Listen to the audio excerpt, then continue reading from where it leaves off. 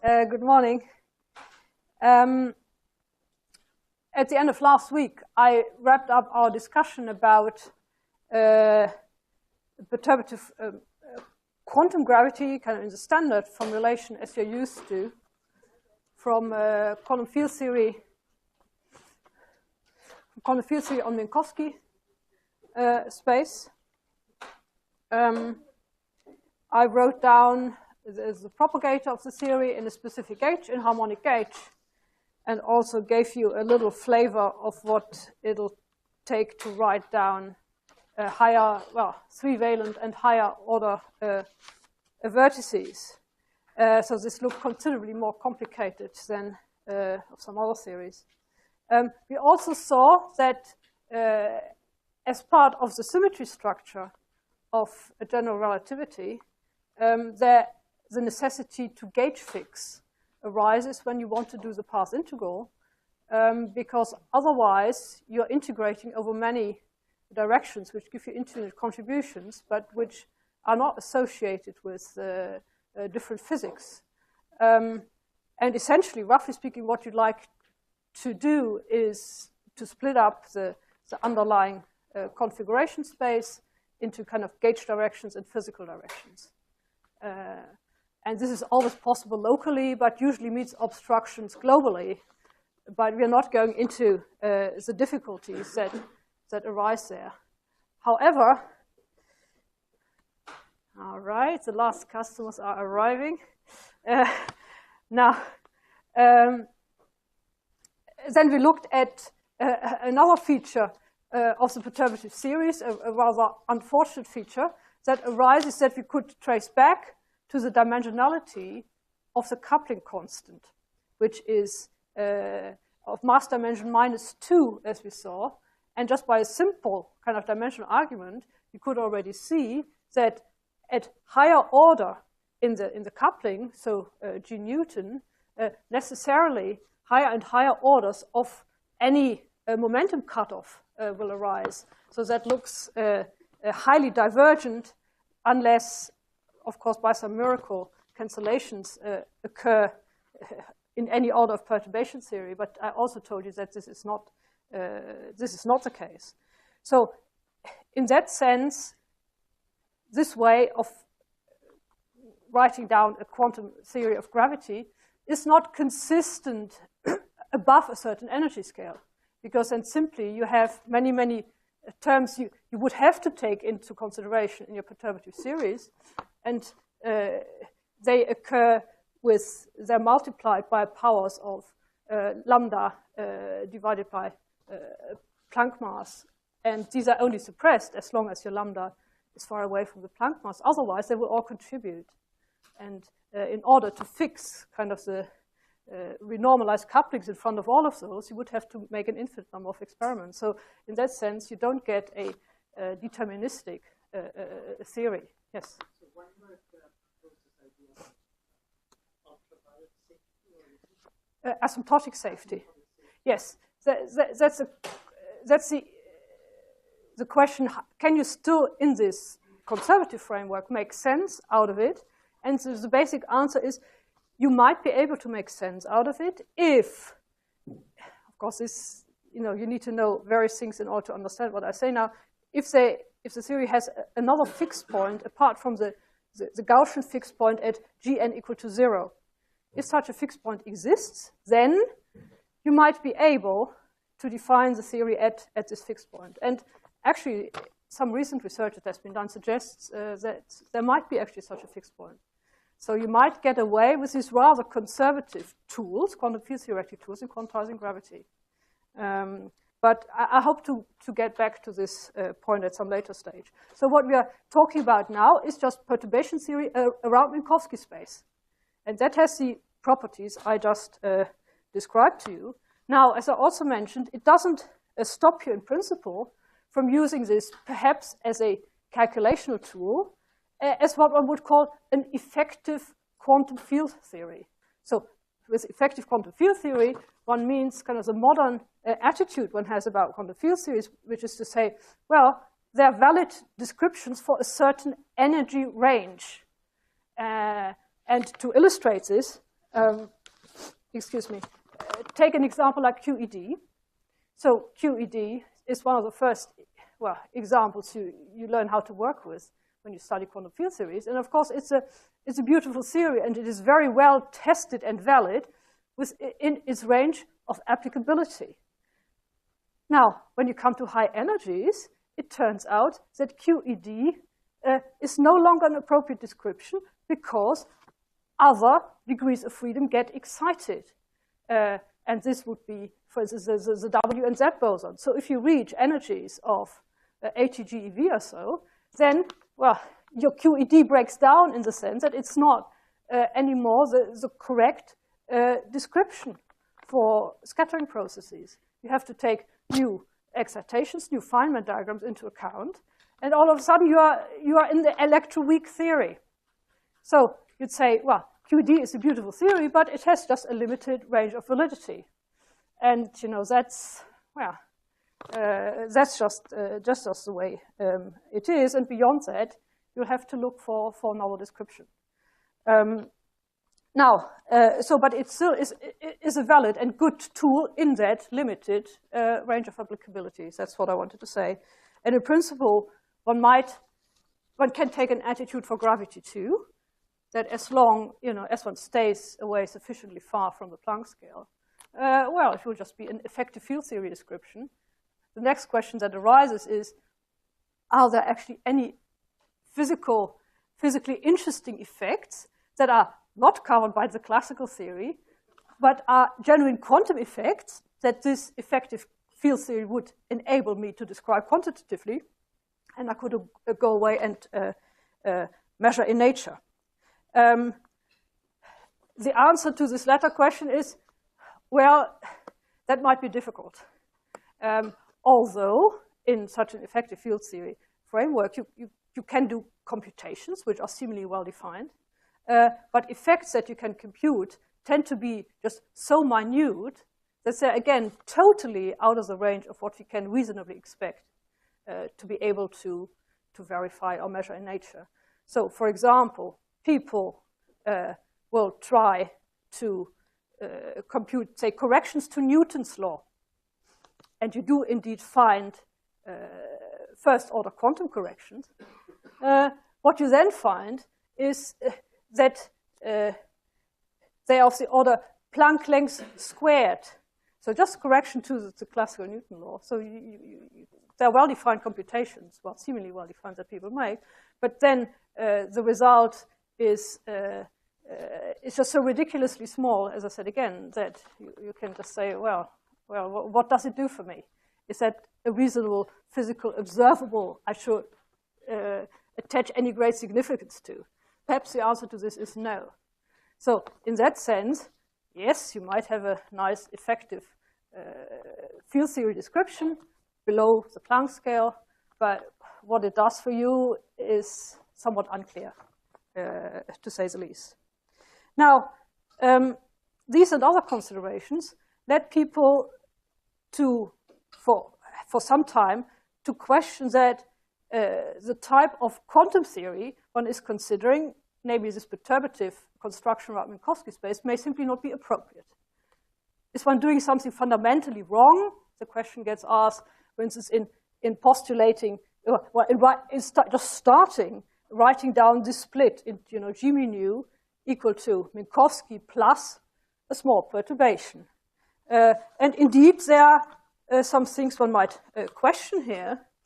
So this was our split, the one we worked with at the beginning of talking about perturbative gravity. Well, first classically and then quantum mechanically. So we said, well, this is our general metric, Lorentzi's signature matrix. This is a Minkowski metric. And this defines what I mean by F mu nu.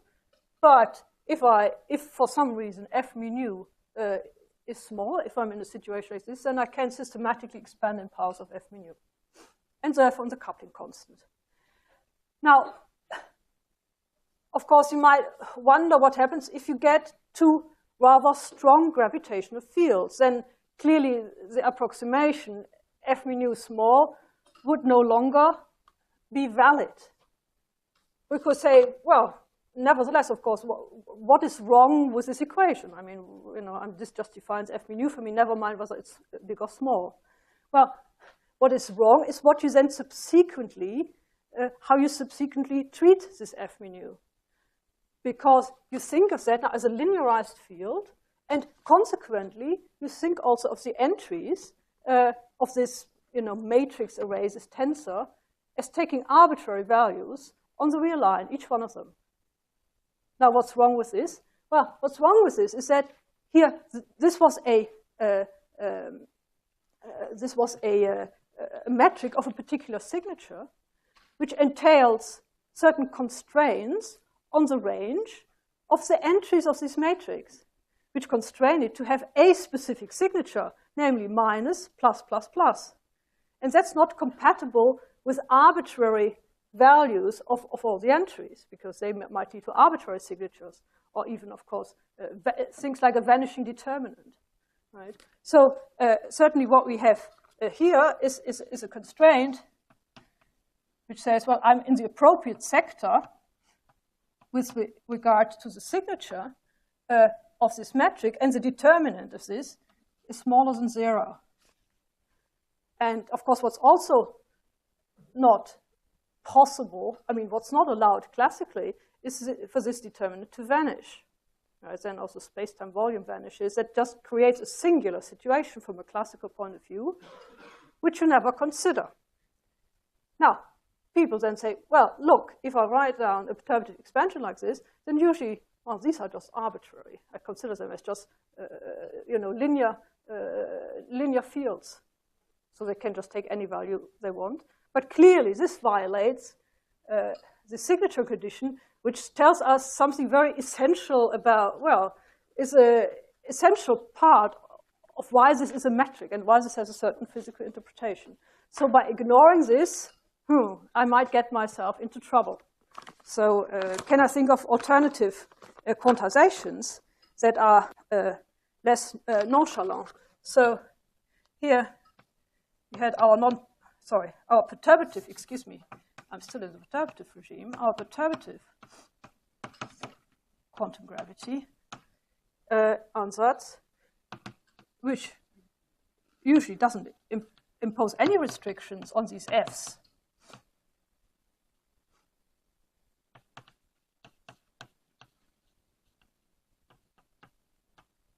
Which is clearly incompatible with this inequality.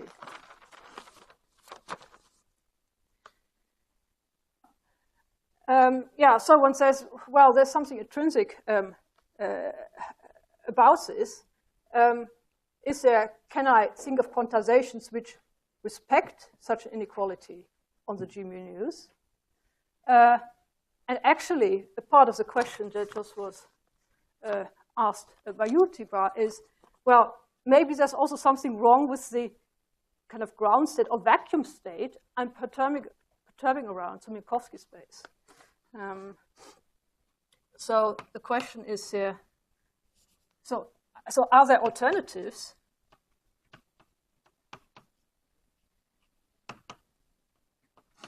And perhaps we are also not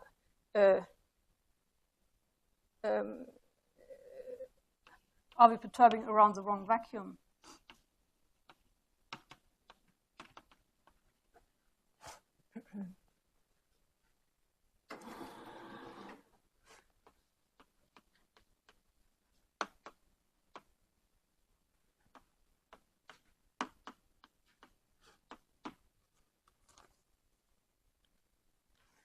Well, what this leads one to is what people usually call a non-perturbative quantization.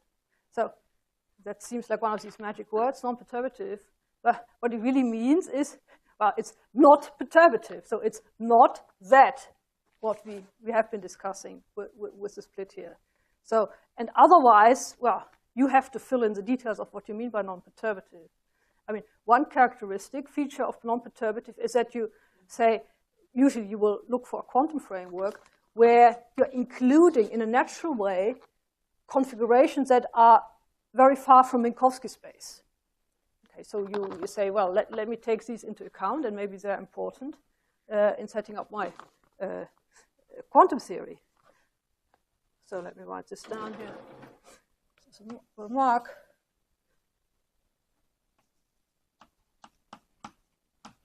Maybe we should be thinking about some version of a non-perturbative quantization.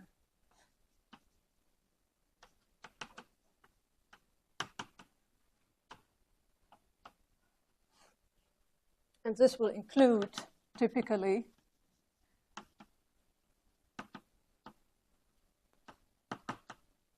configurations far away from any classical solution.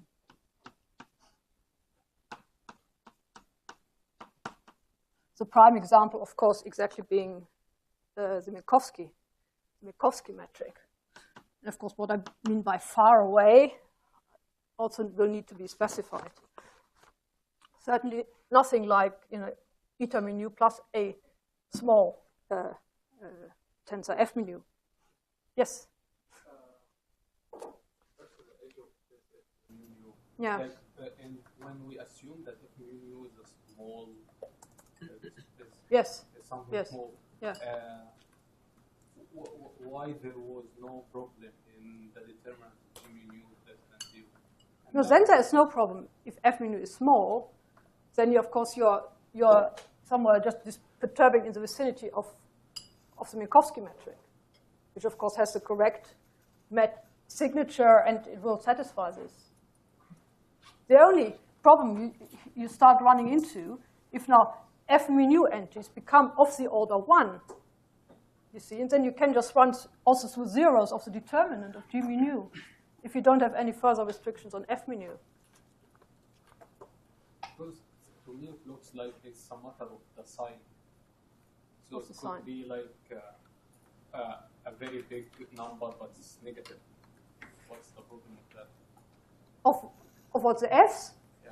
Well, it depends on which entries you're looking at. I mean, you're looking at entries of a 4x4 matrix, and I'm just claiming that for arbitrary values of f mu's, you will generally run into zero, first into a zero of this, and then into some region where this might be positive. Okay. But if that is the case, then it has no longer the interpretation, the classical interpretation of a space-time metric of, well, the signature we attach to that object classically. So what you're saying is there might be a problem. Well, indeed. There is a problem, because you're summing over all Well, there might be a problem. Of course, you could say, who knows what I should be doing in the quantum theory? Maybe I should integrate over all these things. Yeah, but then you're widening your scope considerably. I mean, I would say what people sometimes consider is, well, in the quantum theory, can I maybe get away with including boundary points, that correspond to that g mu equal to 0 in some sense, but not including whole sectors, of course, of other unknown physics, that would hugely expand this configuration space. Of course, in the end, it's an open question of what you should and shouldn't do in the quantum theory. Anyway, that's a criticism people have leveled at this decomposition. So there are clearly potential problems. And we have already seen that the perturbative theory doesn't really do what you would like it to do. So you're looking for reasons, for good physical reasons, what you did wrong in getting there in the construction. So then people, you can say with hindsight, they try and look for explanations. So what got you there, what was maybe not a good assumption you made on the way. Okay, so now how to do this concretely will be the subject of the rest of these lectures. And as I announced, what I'll start with this week is covering what is called kind of the canonical construction of a quantum theory. So canonical quantum gravity, as opposed to a non-perturbative path integral approach to quantum gravity, which we'll look at next week. Now, in order to define the setting somewhat of what this is going to mean for the gravitational theory, I'll backtrack a bit and remind you of some structures in finite dimensions that appear when you quantize systems canonically. And in addition, then that's the second step, what you have to take care of when you quantize canonically a system that has gauge symmetry in it. And that will bring us to a discussion, a very important discussion, of the so-called Dirac formalism, of how you deal with constraints in the theory. They accompany the presence of gauge symmetries, and how this translates into a description for the quantum theory. So that is how I will start. So we start by making some baby steps and going back to Hamiltonian mechanics. Because really most of what I have to say can be beautifully illustrated in this much simpler framework and will be familiar to you for the kind of the standard dynamical system, but perhaps no longer familiar to you once we start introducing gauge symmetry, even in finite dimensions. Okay, so now I'm talking about a system with n degrees of freedom here, and my starting point is some general Lagrangian where I'm summing over I ranging from 1 to n. This is this number of degrees of freedom. And I have a standard Lagrangian m half qi dot squared minus v of q. Some potential depending on the coordinates and not the velocities. Now, in order to get to a classical Hamiltonian formulation, I perform a Legendre transformation, which amounts to, operationally, first, my defining momenta, so canonically conjugate momenta to the q's, canonical momenta.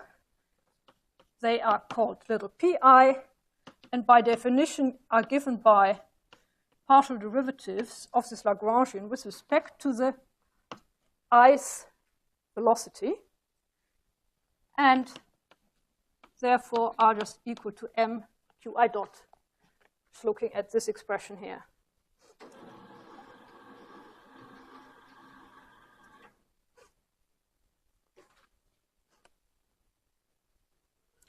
Now, and how do I get to a Hamiltonian from the Lagrangian? That's also very simple. I rewrite my Lagrangian as a function over I, pi qi dot minus h. And this h, just this equation defines my Hamiltonian. So that's the Hamiltonian of my finite dimensional system, which is a function, is written as a function of the q's and the p's. And for this particular case is given as 1 divided by 2m, p vector squared, so this is just a vector over all the i's, plus v of q. Okay, now I've transformed everything to a dynamical problem on phase space. And the phase space that has already appeared in some of our simple examples is spanned by these p's and q's, and it carries an additional structure, these canonical Poisson brackets, qi, where the fundamental brackets are qi with pj gives you delta ij. And let me write them out for completeness. The Poisson bracket of a qi and a qj is 0. And so is that of a pi with any pj. Everything, the dynamics, takes place on this phase space. And I'm just assuming that the configuration space was an Rn. So this phase space, let me call it curly S, is therefore an R2n. So this has n coordinate directions, and n momentum directions. And these Poisson brackets are also sometimes described as a symplectic structure. So this carries canonical symplectic structure.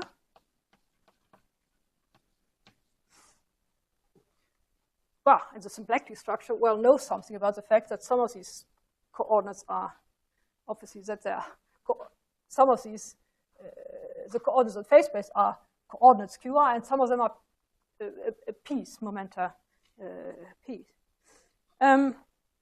So these are, of course, exactly what gives rise to the Poisson brackets. I mean, it's just another way of saying I have these Poisson bracket structures, and it gives the set of all functions on phase space, on this phase space, an algebraic structure, namely that of a Lie algebra, because you see, you take just two arbitrary functions that needn't even be polynomials, you stick them into the Poisson bracket, you get a third one. Of course, it's an infinite dimensional space, so say C infinity, let us make them just smoothly differentiable, these functions, under the Poisson bracket are turned into an infinite dimensional Lie algebra.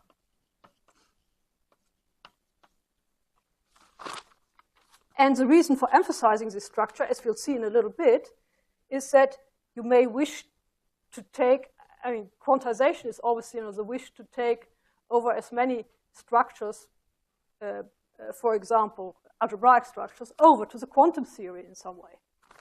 And the question will arise, can we carry over this kind of characteristic algebraic structure that is there on phase space, on the phase space function?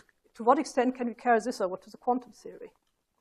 Okay, so this is a little bit, so formally, I can write things like that. So the Poisson brackets have as arguments, well, they can take as arguments any old phase space function and map it into a third one. So this is what I can write. It takes kind of the Cartesian product again into the phase space functions. And this relation, this algebraic relation, obeys a few nice properties. F Poisson bracket with G is minus G Poisson bracket with F. This is the antisymmetry of the bracket.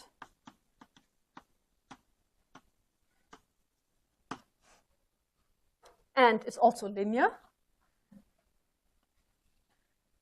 So for example, let me just write it this way without loss of generality. If the second argument here is some function g plus lambda h, where lambda is just a real number, then this is the same as f Poisson bracket with g plus lambda f Poisson bracket with h. So that's linearity in the arguments. And lastly, I have a Jacobi identity. That means if I have nested brackets like this, so I have a G with an H, and I look at its Poisson brackets with F, if I then cyclically permute these three arguments, they add up to 0. G, H, F plus H, F, J equal to 0. This is Jacobi identity.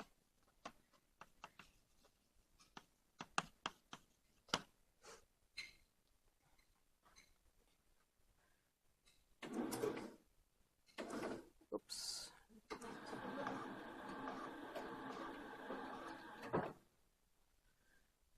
Now, you've probably all played around with these Poisson brackets, you may not have written, I mean, exhibited kind of the bare bones of their structure in this way. But let us see, now get to some more familiar expressions.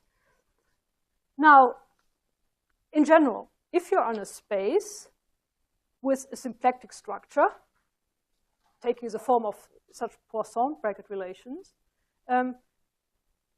it doesn't have to be necessarily an R2N. It could also have a nonlinear structure. So such spaces also exist and are also relevant in physics. What you always can do, however, even if you're working on a curved phase space, you can always find locally coordinates such that everything looks locally as if you were on a flat R2N with coordinates Q and P, obeying these fundamental relations. The fact that you can do this is called Darboux theorem. So if you're just on a general phase space, you know that always locally, you can just rearrange things just by a coordinate transformation on phase space, so that these brackets kind of have the canonical form. And in terms of these canonical Q's and P's, the Poisson bracket takes, well, a specific functional form in terms of first derivatives of these functions, namely, so in canonical so-called Darboux coordinates,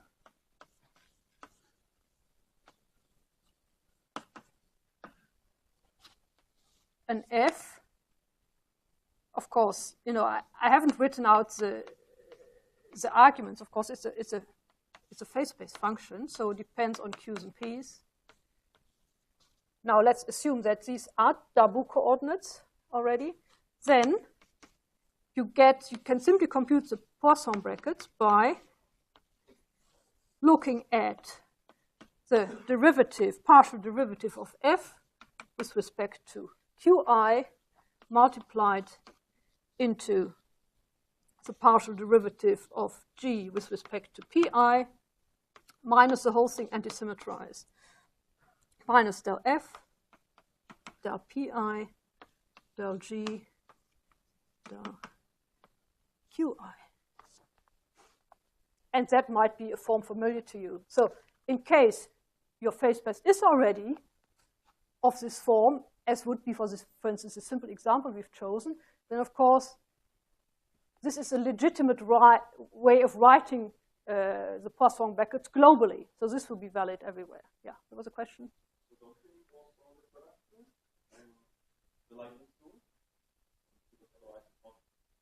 Define the Poisson bracket without the Leibniz rule? Well, so these three properties probably not enough. These properties are not enough. Well, I'm already, of course, sitting on a space of functions, and multiplication is already defined on this space of functions. But Poisson bracket is not. What? So you need to have Poisson bracket F acting on P times A, I think. If it's not defined that. You mean that it's distributive on a product X? Yeah. It must be, well, this is the way usually the properties get written down. So that means probably that I have already made the assumption that I certainly can multiply. Well, certainly what you're saying is correct, right? That this is how it works. I mean, that it's distributive. If that was a function, then I would, of course, again, exactly get a Leibniz rule. I can write it down.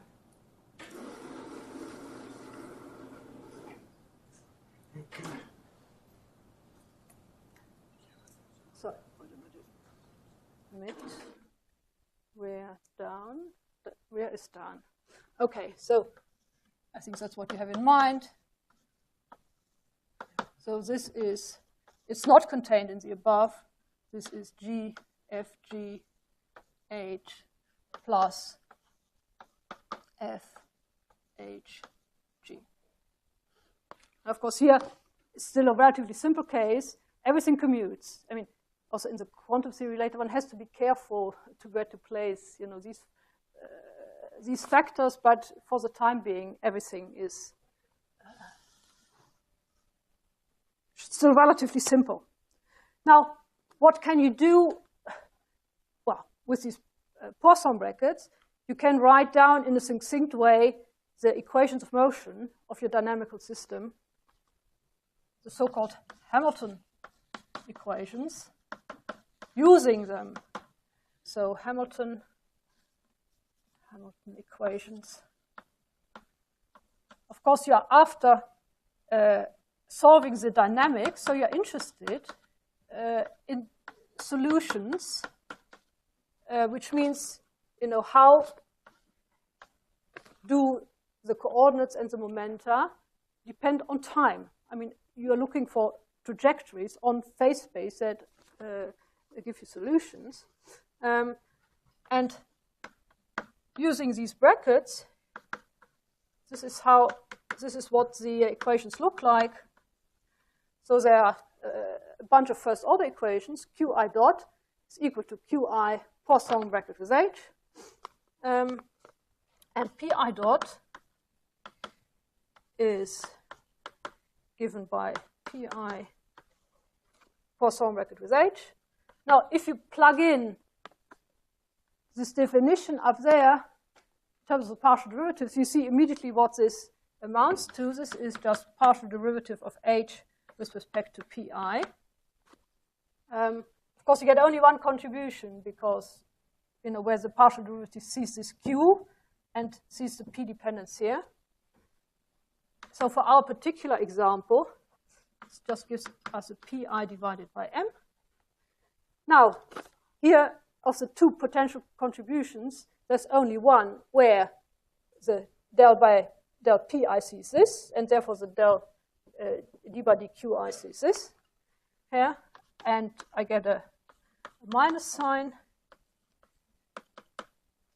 And what this is, of course, it just sees the potential part of in the simple problem we have looked at. So it's this. So this is a set of 2n first order equations, and that's, of course, the essence of what the Hamiltonian equations of motion are. If I now substitute one in the other, because here I get a Pi on the right-hand side, and here I get a Pi dot, right? If I just substitute this in here, I get a Pi dot equal to M Qi double dot, substituting this into Z, equal to minus del V by del Qi. And of course, here you see exactly the standard second order equations of motion as I would derive them directly from the Lagrangian. So here you have the equivalence of having substituted a set of n second order equations, which are those, by a set of 2n first order equations in time. So that's a characteristic a feature of the Hamiltonian dynamics. Now, in order to prepare a little bit the case we'll be discussing, where we have constraints and associated gauge symmetry given on this phase space, let me introduce something that is called the vector field associated with a given phase space function. So there, what one is using is really that a partial derivative can be interpreted as kind of a vector field, a directional vector field on phase space, on configuration space. Yes.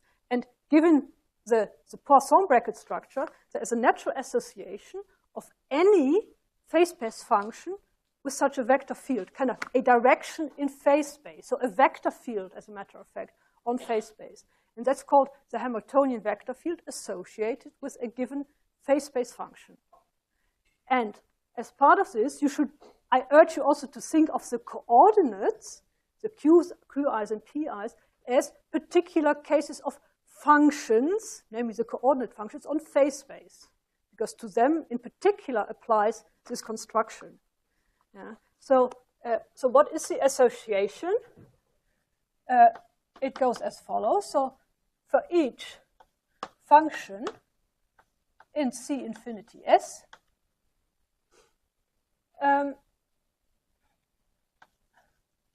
one has an associated so-called Hamiltonian vector field.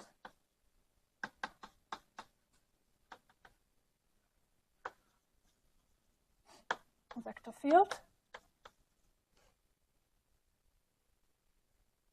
And the vector field is given by, well, the notation is a capital X, and the kind of the functional argument appears as a subscript. And by definition,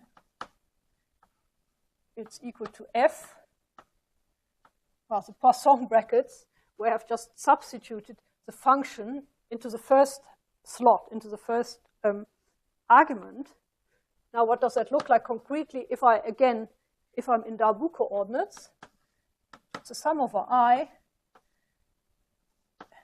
partial F del by d by dqi d by dpi minus df dpi d by dqi.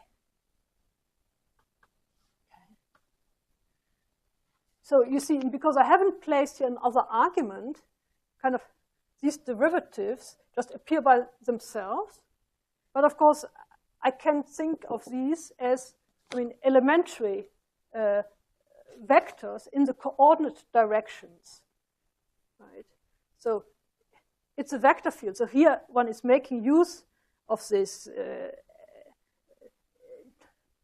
dual interpretation of a vector field, or even a vector, as kind of a directional derivative on your underlying space, right? So one can go back and forth between those two interpretations. But it's also clear now that, so with every f, this gives me, of course, a vector field. You see, I give you a vector field if I give you the components in the basis qi of the vector. So the vector has 2n, has a basis of dimension 2n, and these partial derivatives can be thought of as a basis, and I just have to give you the coefficients in the basis, and the coefficients are exactly given by the partial derivatives, which themselves, of course, depend on q and p. Yeah, is that clear, what this is geometrically? Well, we make use of that a bit more later when we come to this generalization. Now, what does now we have this classical structure. We have phase-space functions. They satisfy an infinite dimensional Lie algebra. And the question is now, how much of this structure can we carry over to the quantum theory? Now, what one usually calls kind of canonical quantization proceeds formally as follows, schematically, as I said, by putting heads on things. Right? Qi's become Qi heads. Pi's become Pi heads. This Poisson bracket structure, one would like to map onto the commutator bracket of the associated self-adjoint operators associated in general with, well, certainly with these coordinate functions, but hopefully with more general objects also. And that, of course, leads me to the, as we had already on the blackboard, I think, a few times, the canonical commutation relations for the elementary self-adjoint operators, Qi and Pi. A Qi hat with a Pi, Qi with a Qj hat gives 0. A Pi hat commutator Pj hat is also 0. And a Qi hat with a Pj hat gives IH bar delta Ij. Now, you're used to these relations as just being satisfied in kind of the standard representation on square integrable functions. One usually works with in quantum mechanics, in finite dimensional quantum mechanics. Now, one can turn this thing around and say, now, how many quantum representations are there of these classical Q's and P's that will satisfy these commutator algebras? I mean, how many representations in terms of self-adjoint operators are there which satisfy this? And the answer is, well, there is essentially one. So that's so a result I have already mentioned to you last week at some stage, but it's very nice because it's a uniqueness, it's a uniqueness theorem. So you don't have to think long and hard. Now, what quantum representation am I going to choose? Well, there is just the one. So that takes the form of a mathematical theorem. So these things have essentially, so they have a unique representation.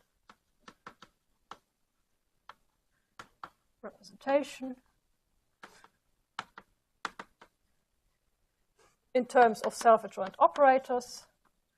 I mean, of course, the Q's and P's. In terms of self-adjoint operators. And so the theorem I quoted to you is also called the Stone-von Neumann theorem.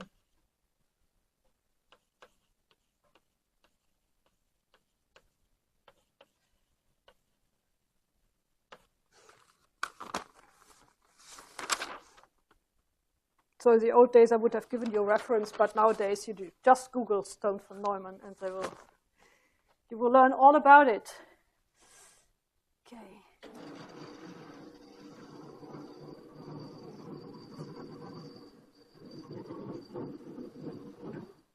So why is that nice, this uniqueness theorem?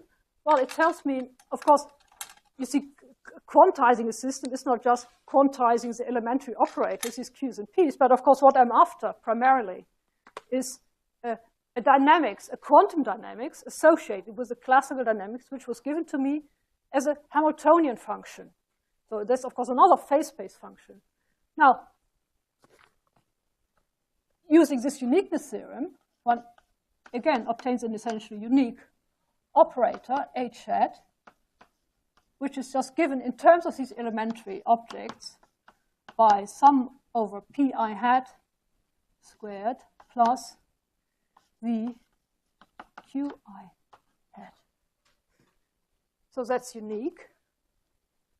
Of course, this was a very simple example. And we ended up essentially, of course, now this is as you've said many times, I mean, now diagonalizing this, finding the eigenstates and eigenvectors, I will have solved the quantum problem. How representative is that for the general case? The general case means general phase spaces and general dynamics in terms of, well, a more general class of Hamiltonians. Now, it turns out that it's not very representative. It's a simple example where this apparently goes through nicely and essentially uniquely, but this is not true for general classical dynamical systems, in this case given to you in a canonical formulation. Now, however, posing the question goes by the name of Dirac. So that's kind of the Dirac canonical, I should put here, canonical quantization program.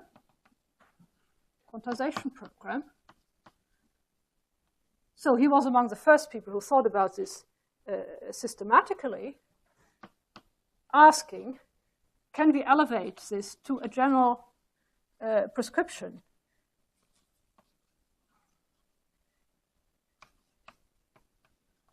Elevate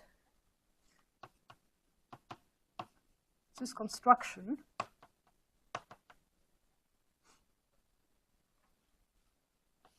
to a general prescription.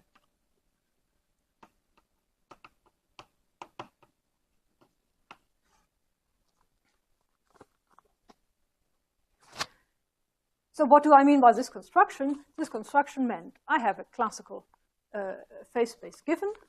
I have a Hamiltonian. And can I use kind of this, can I think of that as a rule?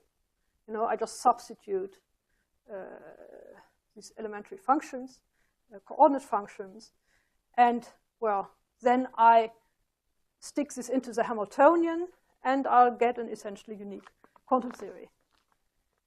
And as already anticipated by my earlier comments, the answer is no. In general, this just doesn't work for a whole bunch of different reasons.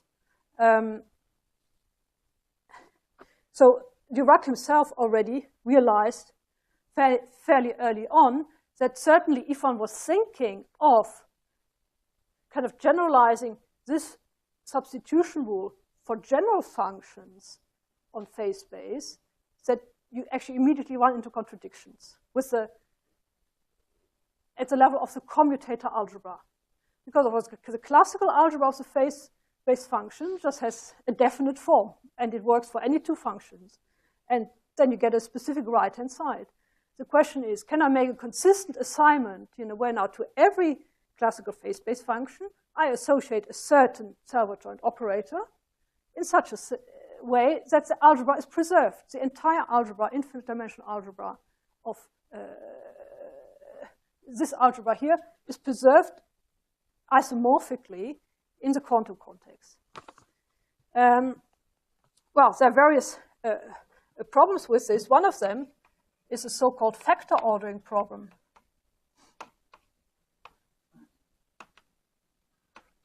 I mean, this is how it concretely appears as a problem.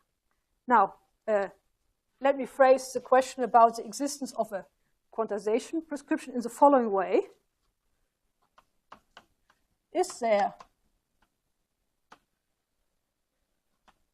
what we are going to call a quantization map? A quantization map. Let me call this capital Q. That is a map from the phase space functions into the self-adjoint operators. Let me just abbreviate this SAO on some associated Hilbert space curly H.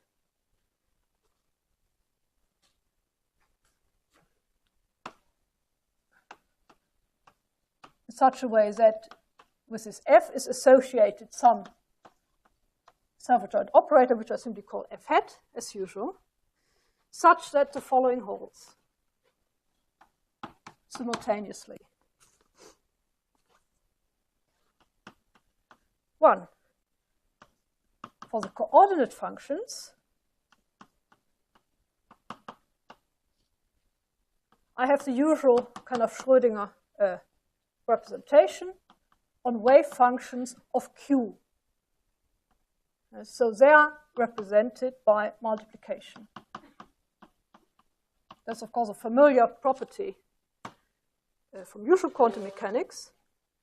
For the PIs, I get an association with PI hats, self-adjoint, which act on my square integral wave functions, again, in the usual way, as partial derivatives with respect to Qi of my wave functions.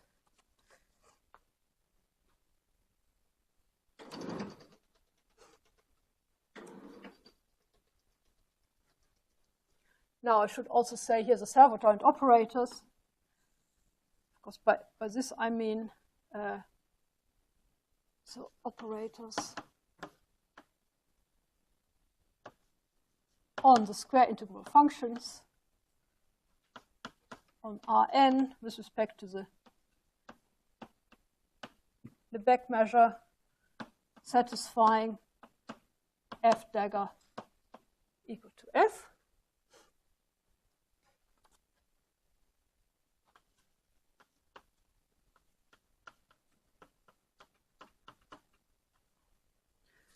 So that seems a reasonable condition. So that's what we have for standard quantum mechanics.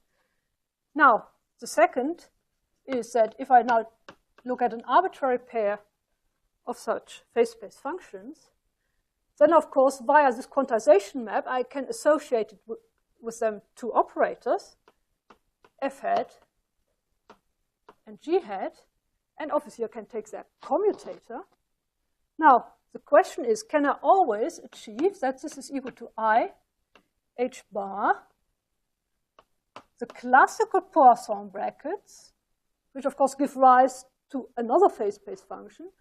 If I now apply my map to those, is that the same? So in a way, is it a commutative diagram where the two operations are the quantization map, putting hats on things, and taking the commutator or Poisson bracket respectively? So does such a thing exist? So unfortunately, the answer is, well, I don't know whether unfortunately, but that's how it comes out. The answer is no. And it's no even if we confine ourselves, say, to polynomials in the basic Q's and P's.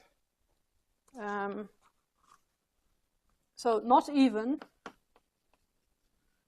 it's not even true if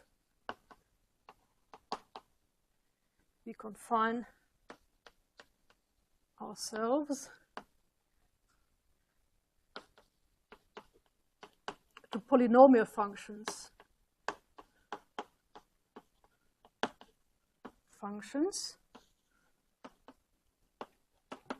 of the basic phase space coordinates Qi and Pi.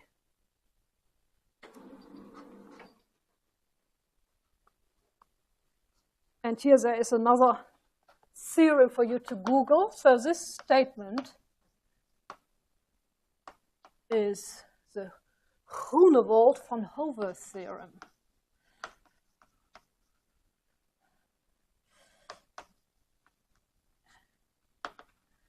You know, I live in Holland, so I'm very happy to teach you how to pronounce this. Oops. Now, there are two versions of it, 46, 1951. And there's also a bunch of kind of more precise technical specification, which I skipped here, but which well, are not essential for what we're doing, what I'm trying to explain. Dennis, do we still have this exercise? Okay, great. So you'll be figuring out what exactly the problem is. In a nutshell, so even if you restrict yourself to polynomials, the problem is, well, factor ordering problem refers to functions where, you know, you have mixed terms in Q's and P's. Well, preferably, which do not Poisson commute. Right? So then the issue is, of course, classically, these things do commute, but quantum mechanically, they will no longer commute. So there arises an ambiguity. That's the first thing you notice. There arises an ambiguity of how to quantize an expression like this. Is it Qi, Pi? That is not the same as Pi hat, Qi hat. And that's not the same as, say, 1/2 Qi, Pi hat plus Pi, Qi hat. So there's an ambiguity. So this, which is clear, which will appear every time you have such products. Then the next question is, can I find a prescription that uniquely nails down? Maybe can I find, you know, anything that on the quantum side, you know, fixes, say, as a totally symmetrized expression, you know, what I want to use there. But then the problem is, then in general you'll mess up your quantum commutators. They will no longer be isomorphic to the classical structure. Oops, my goodness, time is running. Now, what more did I want to say? Thankfully, not much more. Just one remark is that, well, you can say, well, maybe after all, but is that something I really need? Maybe it's an academic problem, and if I look at physically interesting Hamiltonians, well, I never run into this trouble. Clearly, I mean, for the harmonic oscillator Hamiltonian, or for a simple a particle in a simple potential, this problem doesn't seem to bother us. The fact that you cannot translate arbitrary phase space function, because usually you're not interested in those. Now, the trouble in gravity, kind of put in a nutshell, or one of the troubles, is that a typical gravitational Hamiltonian, so if you strip it to the bare bones, and if you adopt classically a Hamiltonian language, it's typically of the form,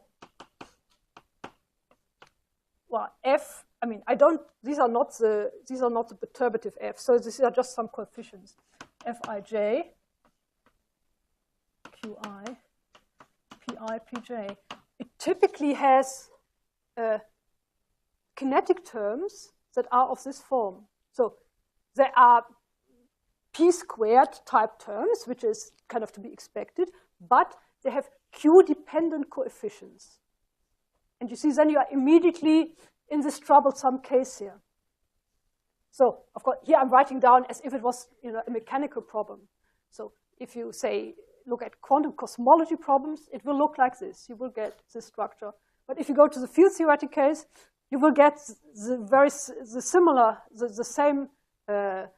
same observation will apply for the fields, and you will run into factor ordering problem. So that it gives you one first glimpse of why gravity is somewhat different from other theories, and you run into troubles which you don't run into elsewhere. Okay, see you tomorrow.